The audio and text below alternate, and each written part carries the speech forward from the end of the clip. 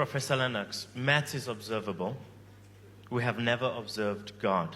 So how do we know that God exists? It specifically says here, in 90 seconds.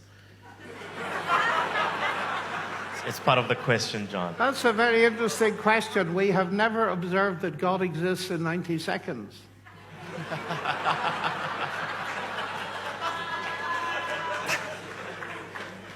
Well, what are you thinking observation means? Do you mean with a telescope? Seeing something is not just an optical phenomenon. It's seeing evidence of something. You've never seen gravity. Do you believe it exists? You've never seen an atom. Do you believe it exists? You've never seen a thought. Do you believe it exists?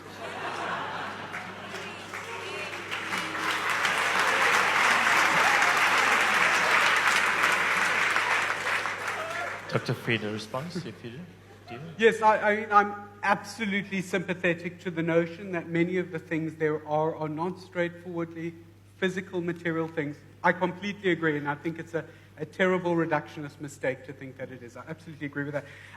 When John was speaking, and in response to the question, I reflected on what kind of occasion this is. It's intriguing, I suppose, for a church occasion. I suppose as a Christian thinker, one might think there are different sorts of occasions to approach one's faith. One is cognitive intellectual reflection of the kind that we're all doing tonight. But there could be a different route. For all I know, it's an appropriate route. One might have an occasion where you're not thinking about arguments, where you are praying and singing and celebrating together. And what Alvin Plantinga, for example, would think is that this is an occasion where the Holy Spirit is moving through one and kind of bolstering one's faith, and that may be, for all I know, quite a different and appropriate route towards a burning religious conviction. Yes, God is a person. He's not a theory. And that's very important. We relate to persons, yes, intellectually, but also at many different levels at once.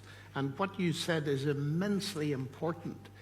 I don't believe that God is simply a theory, but he's a person who's revealed himself in a person. And therefore, I can interact in ways that are not simply discussing various philosophical and logical arguments. That's part of it, an important part of it. But it's not the only part of it, just as I've noticed that my marriage doesn't consist in discussing Wittgenstein all the time. My marriage, on the other hand.